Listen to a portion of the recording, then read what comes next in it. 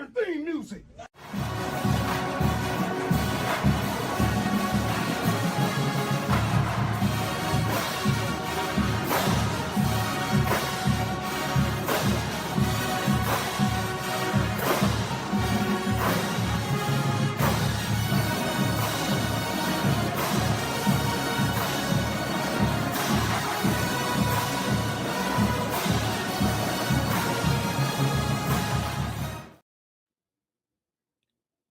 That's right. We're live. It's Wednesday afternoon. Welcome in, welcome in, welcome in. Thank you for joining me here this afternoon. Whether it be your first time, your last time, thank you for taking this time to be right here with me. I am AP. I'm your host, and this is Timeouts and Tangents. In 20 days, in 20 days, we will be embarking on a beautiful journey called spring football. And spring football this year has a different vibe to it because we have a new head man in charge who has completely overturned the outlook of this program in literally less than a month. He came in and gave us all the aspirations and expectations that we normally have and should always have here at LSU. Being a fan at LSU means that you expect greatness at every level. You expect championships to be won in every program. You expect to be competing with the best, not hoping to be with the best. Our football program has a storied history, one of being built upon the shoulders of giants, one of falling down, being rebuilt again, one of being established as a consistent threat, one of being held back by blunders in the coaching staff, one of having the greatest football team in collegiate sports history ever assembled. A history that has Heisman Trophy winners, Biletnikoff winners, Thorpe Award winners, Joe Moore Award winners, NFL Hall of Famers, you name it, LSU's football program has done it. And in 2022, well, actually, the end of 2021, LSU fired who was probably the most culturally appropriate head coach we could have ever had at this great and wonderful university, in Ed Orgeron. While Ed Orgeron led the helm and sat at the captain's seat of the forefront of the greatest championship team to ever grace a football field in college sports, he had his shortcomings too. And those shortcomings were very apparent in 2020 and it rolled into 2021. And he would be relieved of his duties midway through the season, but would finish out the year. You embarked on that journey for a coaching search headed up by Scott Woodward. And I remember being a fan, not knowing what to expect. Having just recently gone through the Tom Herman debacle, I was cautiously optimistic. But you also knew that Scott Woodward was a whale hunter. He brought Washington back to relevance by hiring Boise State's former head coach, who I can't think of the name of. He landed Jimbo Fisher from Florida State after winning a national championship and brought him over to Texas A&M. So you could only imagine what the expectation was for him being an LSU alum, Baton Rouge native, and leading the charge to find the next man to restore the greatness for LSU. A lot of speculation was that Lincoln Riley was going to be the next head coach. Lane Kiffin at the time wanted to be the next head coach. But out of nowhere, Brian Kelly came along and brought up LSU. Scott Woodward popped up and brought up LSU and Brian Kelly. Hey, Jonathan, thank you, man. I definitely appreciate it. Thank you for your support, man. It's people like you that keep me motivated to keep doing this, man. I cannot thank you enough. And absolutely right, go Tigers. Let me take a brief moment real quick. I just got an alert. Thoughts and prayers to the legendary coach, Lou Holtz. rest in peace. Lou Holtz has passed away. You will never be forgotten for your impact on not just college football, but just on the game of football overall. I pray that your family, your friends, all the lives that you've impacted, the young men and women who were able to be in your presence, who you helped grow and mature, sir, that they'll always cherish the memories that they shared with you. I pray that God brings healing and peace to your family, showers them with love in their time of mourning. So y'all keep Lou Holtz in Lou Holtz and his family in his prayer. So back to what we were saying, since we're talking about another former Notre Dame head coach. Scott Woodward out of nowhere pulls the rabbit out of the hat and brings Brian Kelly to Baton Rouge. Brian Kelly walked on the campus as the most decorated head coach that LSU had ever hired, being the active, most winningest head coach in college football history. So, of course, the expectation was LSU about to take that step back to national prominence, right? That's what we thought. And while we were nationally relevant because the brand will always carry national relevance, we did not live up to those expectations. Brian Kelly was a total grifter, and we didn't realize it. He was a politician of a head coach in the modern day. He flip-flopped more than a Whopper Jr. patty on a broiler in Burger King. It's not coincidental that this man's initials are BK because he legitimately tried to have it his way. Year one, this man walked into campus and blew out Corey Raymond. Blew out Blake Baker, the linebackers coach. Blew out Durante Jones, who was the active defensive coordinator as the defense was turning a corner in a throwaway year. You had a fire defensive staff. So what does Brian Kelly do? He brings back Frank Wilson, which a lot of the fans were excited about because Frank is the godfather of recruiting in Louisiana. The mystique, right? So if you're going to get rid of Corey Raymond, you got to have your Louisiana guy. But unfortunately for you, you can't really recruit the cornerbacks without Corey Raymond because Corey Raymond was the godfather of DBU. He was the presider of it. Corey had Derek Stingley Jr., Dwight McGlothern, Christian Fulton, Eli Ricks, Pat Pete, and so on and so forth. I mean, come on, Trey White. And you just blew that guy out. Jamal Adams, like, we are DBU because of Corey Raymond.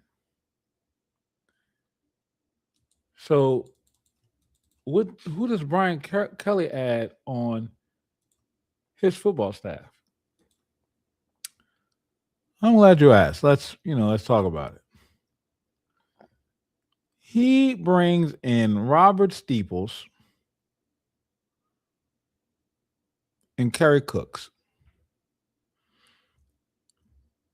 Kerry Cooks, who was a Notre Dame defensive assistant with Brian Kelly, so he kind of had a relationship with him. But Robert Steeples was a high school head coach. You get rid of the cornerback coach who built and established, I'm not going to say established, but further grew DBU into the modern era in Corey Raymond, the guy that every other cornerback coach has to go through to get elite level corners. You blew him out to bring in a high school coach to coach and maintain the level of expectation for the cornerback room at LSU. First sign, we should have known something was wrong and not right. The second sign came in this exact season with recruiting. You brought back Frank Wilson, and then you made Brian Polian your recruiting coordinator. And instead of really honing in on locking down the state, you decide that I need to go get a 3-star cornerback from Las Vegas, another one from over here and across the country, another 3-star player from out of Indiana. Y'all were nationally recruiting like you were at like you were at Notre Dame.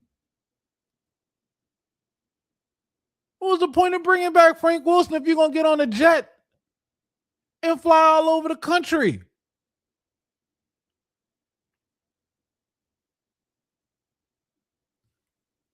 So your recruiting baseline is already in shambles. Fortunately enough, the commits that you had wanted to come to LSU. Why? Because that's the brand. That's the advantage that LSU has over every single school. It's the dirt. Lock down the dirt. You lock down the boot, you're always going to have a chance. Plain and simple. Didn't do that. So you rolling up into the first year, you bring in Jayden Daniels out of the transfer portal to be your starting quarterback. Your offensive line already has some questions. So we get to Florida State in week 1.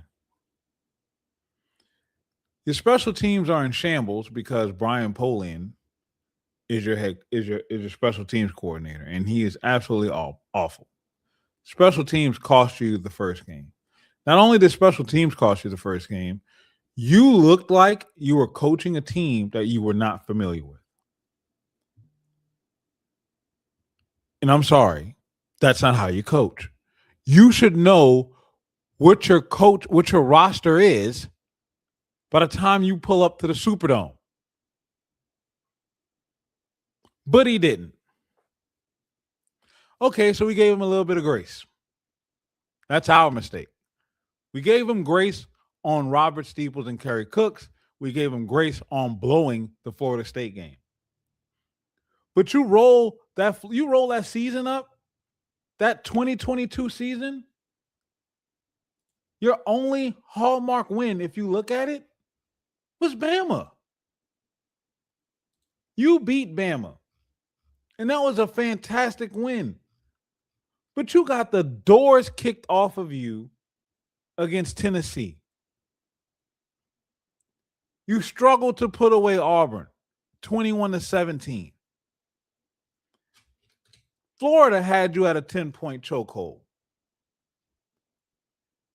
You beat Ole Miss, but Ole Miss didn't have a defense at that time. Arkansas had you in a chokehold, 13-10. You put up 41 on UAB, and then you go with everything in front of you as a 3-loss team with an opportunity to go to the playoff. I'm sorry, at the time, 2-loss team. With an opportunity to go to the playoff with one conference loss, one loss out of conference, you go to an unranked Texas A&M team at Kyle Field, and you look lost. Like you were not prepared for the moment. It looked like week 1 against Florida State,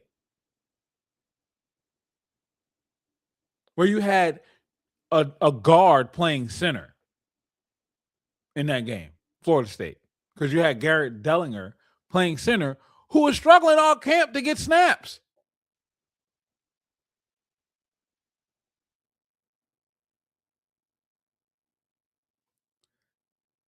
And then by the grace of God, because of you beating Alabama, you get to go to the SEC championship game, which will be the only appearance that you've had since 2019.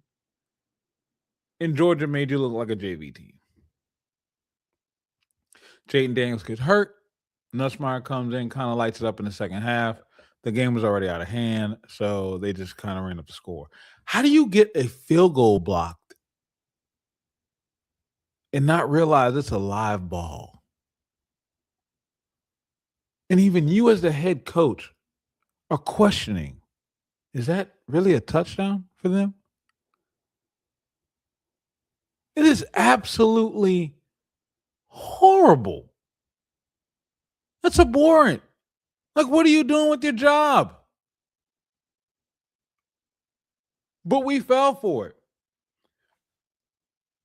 You had Matt House as your defensive coordinator, which even at the time of the hire, I was absolutely pissed by. Here's a guy who was a co-defensive coordinator at the University of Kentucky, didn't really make it there, and went on to the NFL as an assistant linebackers coach for the Kansas City Chiefs. And you were expecting him to live up to LSU standard of defense with Robert Steeples and Kerry Cooks. And look, I know I don't want to disrespect those young men, those men. I don't want to disrespect them, but that's just not, like, compared to what we had. That's just not what we had. It's just not what we are accustomed to, like, at all. It is absolutely mind-boggling that we went through that. But what saved you? You had some great senior leaders on that defense, and we forget that. Joe Fouché, Jarek Bernard Converse. That's when you had Wes Weeks. You brought in Greg Brooks, who was supposed to come back the next year and have another good year. Keeping him out of that draft in 22 and bringing him back for his final year was a huge get. But your team was led by upperclassmen. But your offensive line was being held together by two true freshmen, Will Campbell and Emory Jones. And it took you so long to come around to the point of starting Emory Jones because you were inept at your job. And we let it slide. We let it slide. We gave you grace. Why? Because you beat Bama and you made it to the SEC championship in year one. We're like, all right, vibes are high for year two. So we roll into year two, and we figured we got Malik coming back, we got Jaden coming back, we got Brian Thomas Jr. coming back. The offense is going to be loaded because Will Campbell and Emory Jones are taking another step. You keep Garrett Dellinger and your center, so mainly your entire offensive line is intact. Now, mind you, at the same time, LSU is on an opening game losing streak where we haven't won a week one game since 2019. It means 2020, 2021, 2022, all blank. So we go to 2023, and guess who you're opening up against? Florida State, Camping World Stadium in Orlando, Florida. And you got pushed around. You looked like you didn't even know who you were playing. It's like you took this game as if it was a preseason NFL game. You lost 45-24, and the score is really worse than what it was. What's up, Moose? Appreciate you coming in. Hey, Mike, thank you, man. I cannot wait for this season either, man. Thank you for your support. Thank you so much. Moose, appreciate you being here. 45-24 in a week one game again. You roll out of spring and out of fall camp, and you don't know what the hell team you're coaching. How?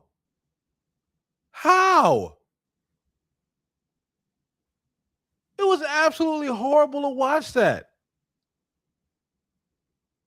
And you mean to tell me we went and pulled this guy from Notre Dame for him to come and have the same exact type of mentality as if he's just going to roll the ball out and be better? I don't know, man. Try turning the notification bell off and then turning it back on again and see if that'll refresh it. YouTube acts very ridiculous sometimes. And then when you look at the rest of the schedule, this schedule was not difficult. You played Grambling State, Mississippi State, Arkansas, Ole Miss, Missouri, Auburn, Army, Bama, Florida, Georgia State, and A&M. And guess what? Out of all of those teams, your only ranked win was Missouri. You beat a number 21 ranked Missouri team on the road. That's your hallmark win in your second season. Because your defense was absolutely atrocious. You also didn't have the D-line depth that you needed. You didn't replace the senior leadership that you had from the year before. Your cornerback room was decimated. But that's all on you because you had Matt House as your defensive coordinator.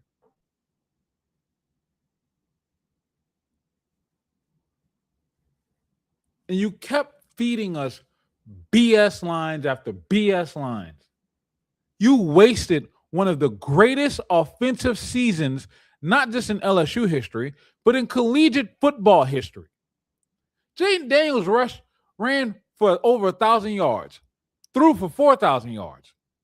He was the running offense. LSU hasn't had a 1,000-yard rusher since the quarterback.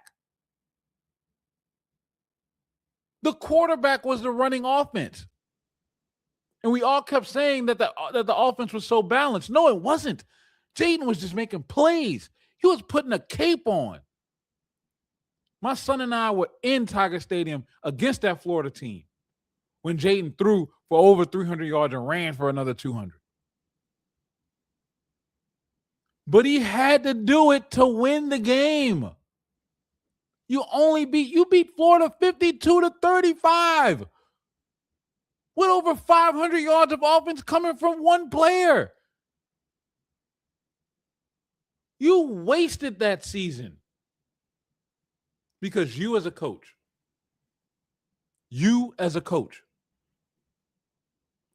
the D-line coaching was terrible. You had to bring in Pete Jenkins to help in the middle of the season because you ran off Jamar Cain.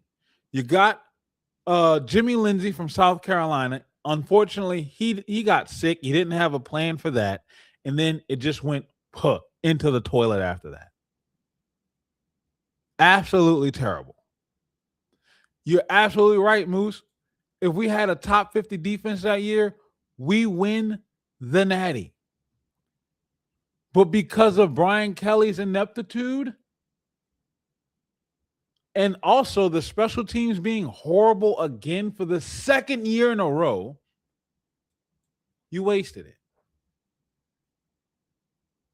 You went to Alabama and got crushed 42-28.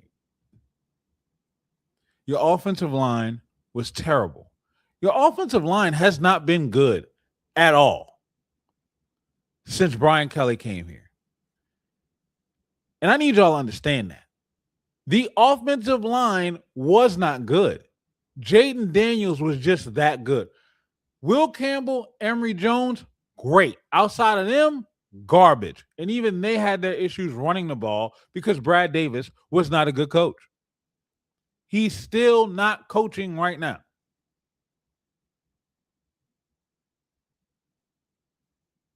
Terrible. So we go through this season. You lose to Florida State, Ole Miss, and Alabama. Then you go play the ReliaQuest Bowl against Wisconsin. All of your starters opt out, and it takes a 35-31 victory. We as fans are excited because We saw Malik Neighbors break a record and sit down. We saw Garrett Nussmeier step into his own. So we're like, yeah, the future's going to be bright. Going to Brad Davis, Moose says it right there. That tells you all you need to know. He's not coaching. Absolutely right. The future's bright. Nuss is going to step in. The offense should take another step. We should hit the portal hard to fill the voids on defense. Maybe we get rid of Matt House, who should have been fired before this game, but it took for Jacques Doucet. Shout out to Jacques Doucet for doing what the media is supposed to do, pressing coaches. Shout out to Preston Guy, too. I wanted to start off with that. Because Preston Guy, at the start of this era, stood in 10 toes down for all of us because we all were excited about pulling him from Notre Dame. Notre Dame fans came at Preston hard, and he stood on the front lines like he was Jon Snow in Game of Thrones, waiting for the army. It was horrific. But then when things went wrong, Preston manned up and said, you know what? The Notre Dame fans were right, and he apologized for it. Shout out to you, Preston. Shout out to you, Jock. Shout out to all the media members who are in those press conferences asking the tough questions, making him face the music. Michael Cobble, for you getting disrespected and called spoiled, which I'm going to get to that in a second. And not the other members of the media who've been carrying water for this whack coach who grifted us. Absolutely terrible, man. Moose says in the chat, have you seen any of the combine stuff from Nuss? Dude looks like two totally different players from last season to now. Makes me hate BK even more for playing that kid hurt. My point exactly. All he cared about was himself. So we think we're going into the offseason. You finally get the information that you need to get rid of Matt House. All right, let's hurry up and get a good defensive coordinator. You're able to pull on the heartstrings of Blake Baker and get him to come back. He does the right thing. Immediately goes to get Corey Raymond. Immediately refills the staff with Kevin Peoples and his safety coach from Missouri. He's putting together an elite unit. And then BK comes out because he's failing in the transfer portal. And he has this line. We're not in the business of buying players. Then you're not in the business of winning in this era. And guess what happened? You didn't win in this era. $100 million money grab is what BK did. Absolutely right. You didn't win. You didn't win. So you go from 10 wins in year one, feeling good, high expectations, to 10 wins in year two. You're like, all right. You know, it's consistency, 2 10-win seasons. Another quarterback who's been at the school for 4 years. He's ready to roll for his 4th year as the starting quarterback. He's going to do some amazing things. You go into that year, 2024, you win 9 games.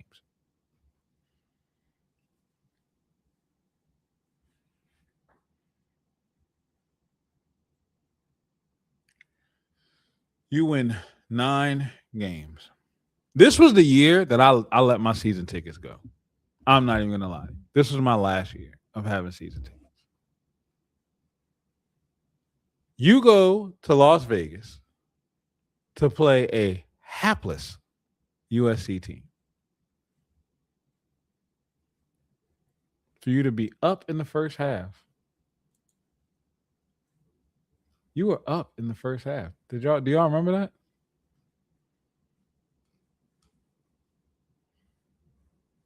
You were up in the first half. You were winning. For you to lose.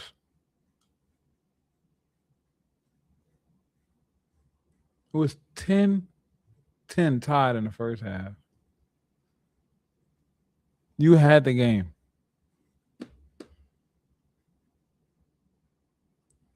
The momentum was on your side. You look lost, though. The offense looked lost. The defense was not stocked with good players. Why? Because you're not in the business of buying players. You came out here another offseason where you, sir, were not prepared to coach the team you had. So what were you doing? But you got people on radio in Baton Rouge saying that this was the most transparent coach ever in LSU history. Why? Because you got to come to some practices?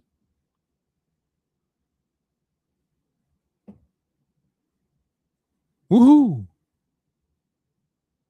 You got to see something. Wish I'd have seen him coach better when it mattered. He got paid to win games, not to let you go watch a practice. You did it again. Another week 1 game where you looked absolutely abysmal. Then the next week, it takes a Herculean effort to put away Nichols. Guggenheimer. I will never forget his name. The kid played at Curtis. He was a beast at John Curtis. He went to Nichols and he tore Tiger Stadium up. At this point, he at least deserved to have his name on the south end zone.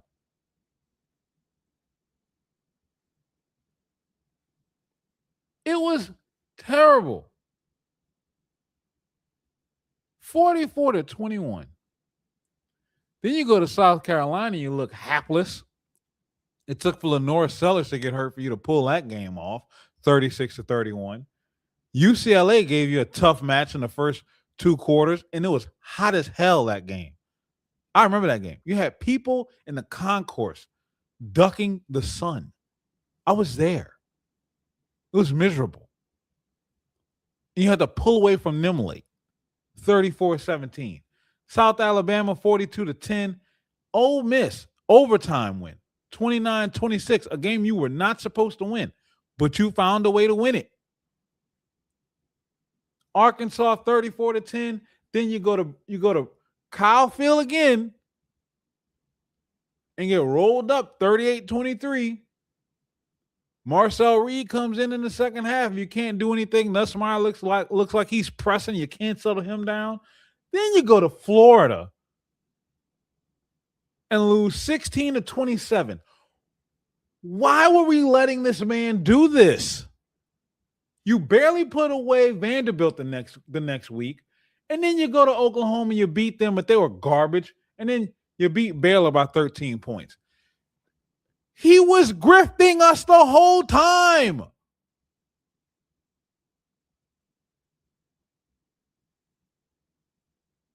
He was lazy. He couldn't identify anything. His coaches were struggling to get things done the right way because they didn't feel like they had his true support and insight. The team was just disenfranchised. If it wasn't for Jaden pulling guys together when he did and putting in the extra work when he was putting it in, he wouldn't have had the season that he had. Brian Kelly didn't do anything. He collected a check.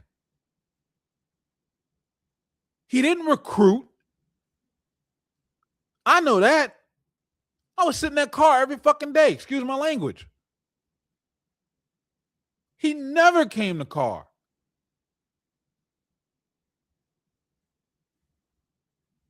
He wasn't paving a road on the I-10. It was bring them to me. Set an appointment. Let me get you on the books. And we wondering why kids like Eastern Royal right now are committed to Texas. You think it's funny or strange or coincidental that Lane was able to come here immediately and have the impact that he had recruiting? No, because he was already doing it at Ole Miss. Only thing that changed was the logo on the shirt, and now instead of flying in, he just got to drive down the road.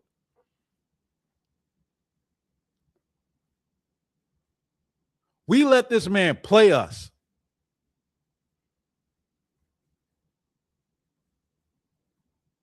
We let this man play us.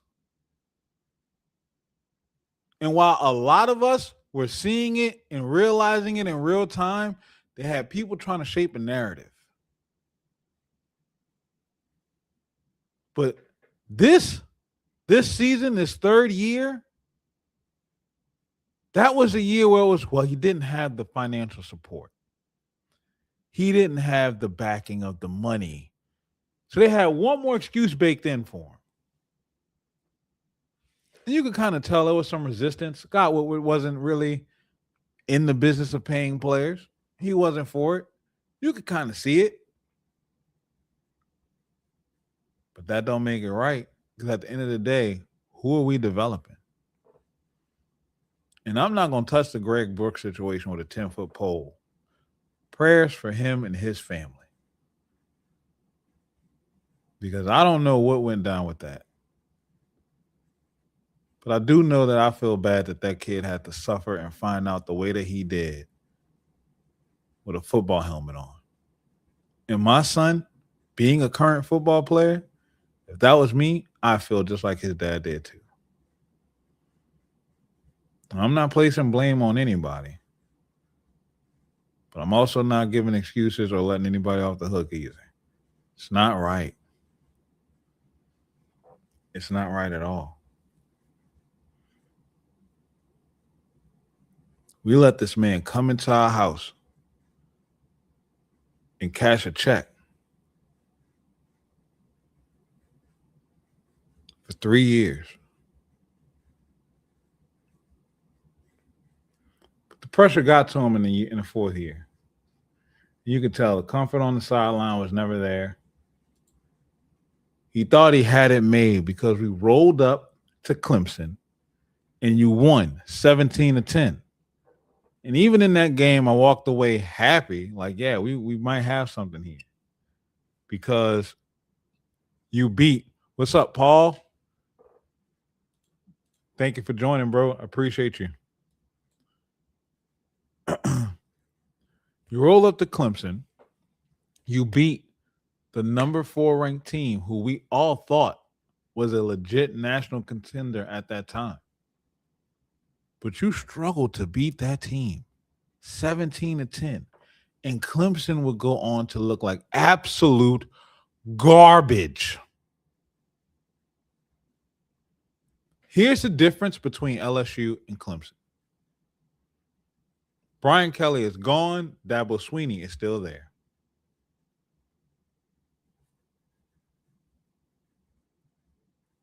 That should tell you everything you need to know. Brian Kelly is gone. Dabo Swinney is still in Clemson. And they virtually had almost the same season. That's the standard that we have. And that's why I'm so pissed that we allowed this man to play us like we did. Because in the same season, remember, May 4th of 2024.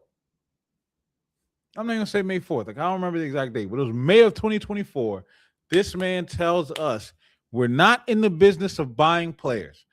As soon as the season ends, it's let's do $1 million match. And credit to him, he put his money where his mouth was. But how, sir, did you just change your tone that fast? You're moving like a politician out here in these people's streets, folks.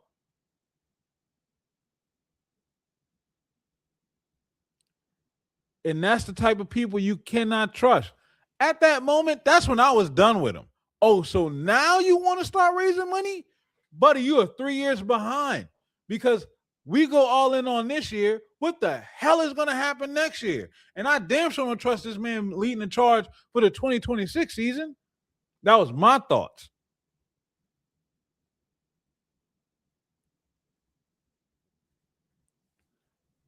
Just like I suspected, we show up because that's what we do as fans. Hell, I even donated to Taft that in that offseason. We show up. We end up producing the number one portal class with nearly a $20 million roster. For the offense to only score 25 points against a Power 5 opponent one time.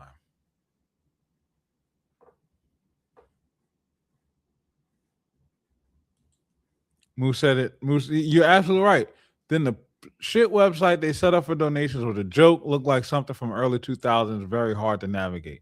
It's because they weren't really for it.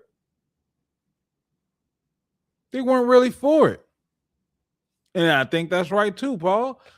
BK had to gen up donations because boosters didn't believe in him, and he wouldn't spare the time needed to meet with them. He never built inroads for anybody to really back him. And that is on him. He just thought he could waltz in and not work, and it just show up and happen for him. Les Miles and Ed Ogeron had their issues, but god damn it, they grind. They worked. They got what they deserved because they worked for it. Now, did they both get in their own way? Yes, that's why they ended up getting let go. But the one thing about it was hard at the end to tell them that they had to leave. Because they bought into the fan base. They had the boosters buy into him, to them, and then they bought into the team, into the state. But not Brian Kelly, not old Burger King. It was horrible how he ran this program, and he almost killed it. Scott Woodward did a lot of things wrong. I will give him credit. It was the right decision to make to fire that man when he did.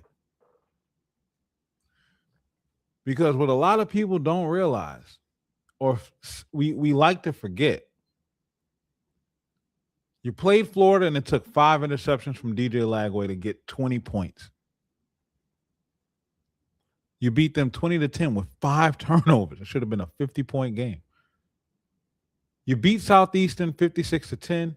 Then you go to Ole Miss and you lose 24-19. You beat South Carolina 20-10. You struggled with them again. But this is where it really was done for me. You go to Nashville and you let Vanderbilt dominate you. You lost 31-24. And you could tell at that moment the will was broken. As much as anybody would want to say Texas A&M broke, no, the will was broken already. It just didn't show itself until next weekend when Texas A&M came to Baton Rouge. He shouldn't have got back on the plane to Nashville. And it's why if you rewatch that game against the Goobs, against the Texas A&M Aggie Goobers, you will see very quickly how Brian Kelly is wound up so tight. He's yelling at coaches. It's the first time we were really seeing red-faced Kelly like we were seeing at Notre Dame.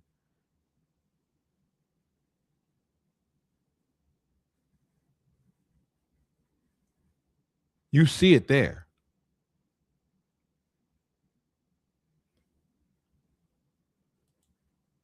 Not only were the wheels off Moose, nobody was coming with spares because he didn't have any help. Everybody that was gunning for him at that point, he had already pissed off by turning his backs on him and not shaking the hands and making the calls and giving the time and attention where he needed to. We let this man set us up. And I feel bad for Nussmeier to an extent because I felt like he should have worked harder. he should have worked harder than what he did. He admitted to on his own. He wasn't showing up early. He was only staying about an hour late after practice. All that stuff matters. Jaden and Joe invested extra, a lot extra, early mornings and late nights. Both got Heismans. Both drafted first and second overall. Nussmeier didn't work, and then got hurt on top of it, compounding the mechanic issues that he had slipping. And you have Brian Kelly putting this man out there all the way through the month of October. Worked with the wide receivers in the summer every day. Still takes a little bit more. Because most of the game, mental.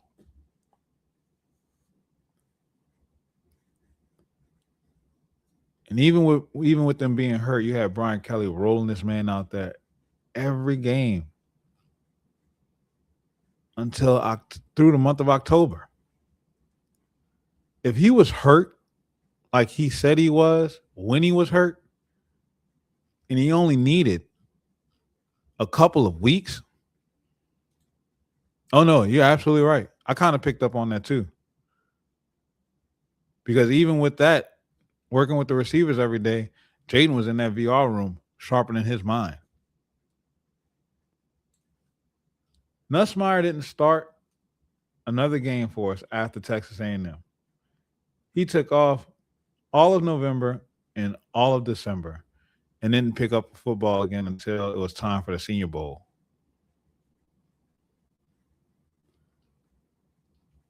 And this is just me speculating. But if we would have sat Nuss for 3 games, Tech, Florida, Southeastern, do we think that he could have been ready to beat Ole Miss? You lost by 5 points. Could that have helped us out a little bit?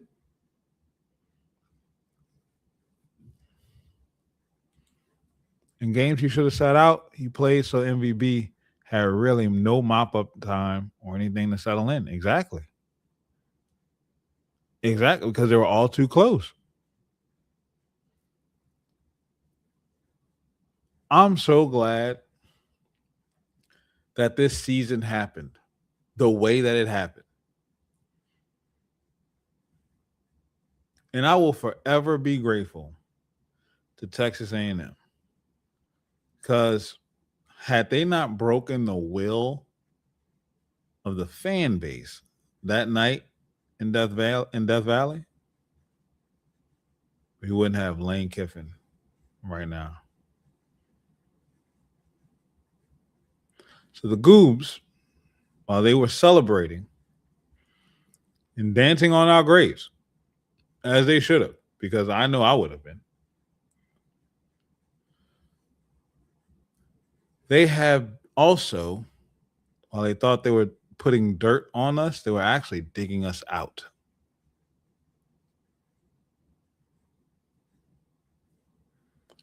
No, once Woody moved the way he moved, I kind of had a feeling. Moose says in the chat, I was honestly worried if Woody didn't get fired and he made the new hire, no way he would take Lane. I was kind of already on the fence that Scott Woodward was going to get let go. Just the way that things were moving. Like if you politically, him and Jeff Landry butt heads, so I knew it was only a matter of time. And absolutely right, Moose. The Goobs, Texas A&M Eki Goobers, were responsible for this Phoenix rising from the ashes. Absolutely.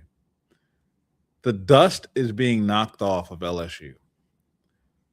Brian Kelly almost cooked this program because let's say Scott Woodward gave him the excuse of, oh, you know what? Your quarterback was hurt. Let's give you one more year and see how things go from there. Your team was going to be literally obliterated.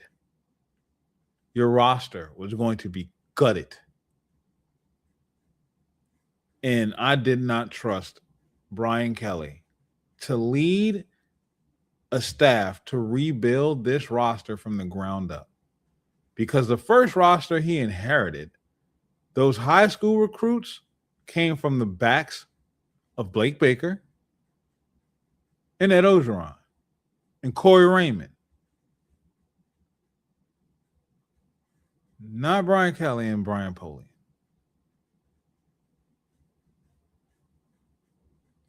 And he struggled in the portal, especially with the evaluations.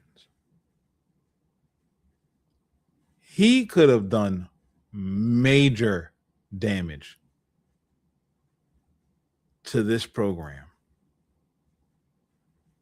I know we're all sitting back watching Alabama grasp at straws to be title contenders.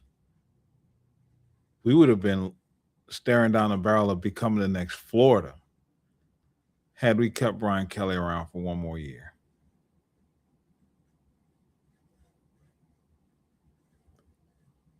Honestly, I don't like saying things like this, but I can understand why he is not coaching anywhere right now. What has he done to earn another job?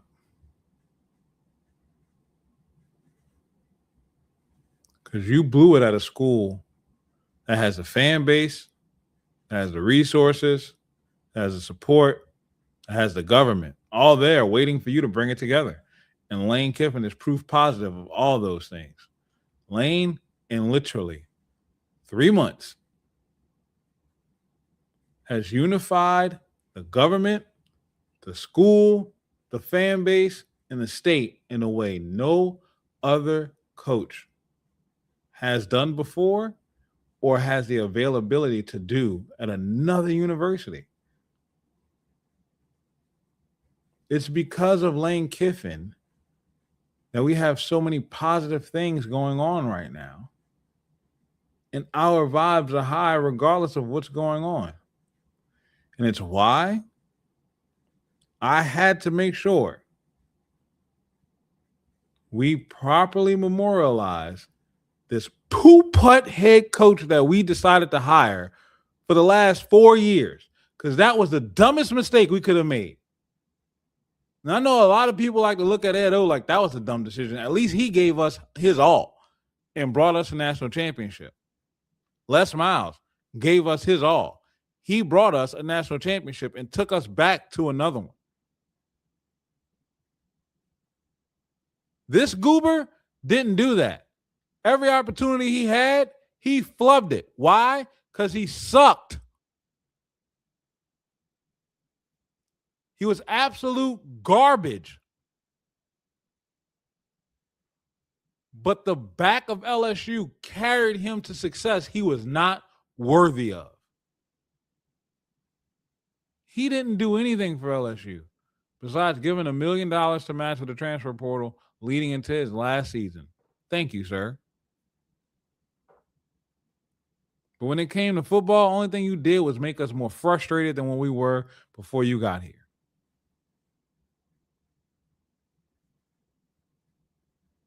That's why our faith is so full right now.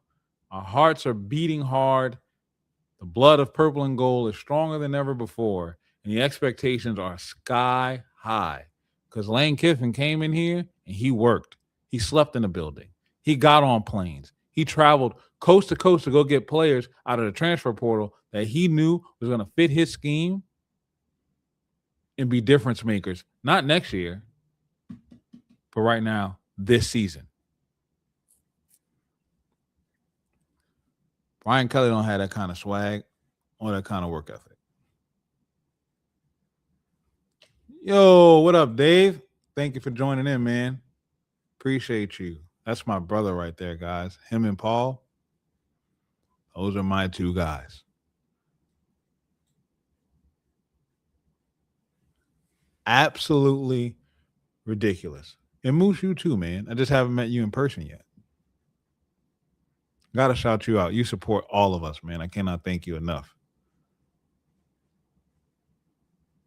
Absolutely ridiculous that we let this whopper patty come in here and try to dictate to us how things should be, how things should run, the standard for LSU. And he lowered the bar because of how lazy and low his work ethic was. Think about it. Your O-line from the moment he got here was trash every year. Your only hallmark win was beating Alabama in year one. That was your peak the first year. He blew his wad right then.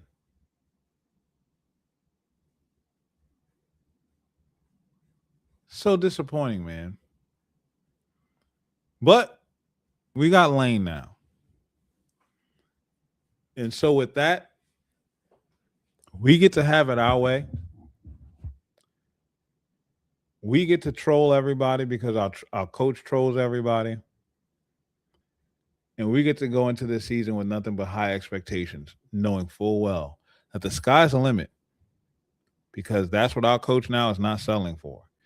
If there's a recruit, he's going to get them. If there's a game to win, he's going to prepare to win it. Will there be letdowns along the way? Absolutely. But the one thing you won't have to question is, was your coach willing to fight and leave it all on the field? Brian Kelly didn't do that. He left it up to his coaching staff to figure that out. Lane is figuring it out first, and he's leading by example. Well, I want to thank y'all for coming to this episode. I will be back tonight with Paul and David as we talk about how we're going to move into the baseball weekend, and I'm pretty sure we will beat the ULL Cajuns because they ain't going to be raging tonight. And I expect the bats to kind of pop off tonight. I'm feeling froggy. Man. My wife popped in for a pick to click video as a special guest picker for this day's pick to click video. See who she picked. She had an interesting pick, even though she knows nothing about baseball. It was pretty fun. So make sure that tonight we'll probably go whenever David gets done with his with Go Deep Dive and Zach. As soon as they wrap up, we'll just hop on. And be me, Paul, and David wrapping up tonight, and then we'll look forward to Friday night as well in the weekend. Tomorrow night, Tingle Company, myself, Lloyd, and Noah Tingle joining the pod, 6:45 tomorrow night. I'll drop the graphic for that here in a little bit. Friday, got some big news coming Friday afternoon too. Special guest, going to talk some Saints and get a little bit of insight on this draft and free agency coming up starting next week. Yeah, that's right. Covering Saints. You know what y'all thought? I didn't. I mean, the Fleur de Lis tatted on my arm. Diehard Saints fan. So we will have a bunch of content between myself, David, Paul, Go Team.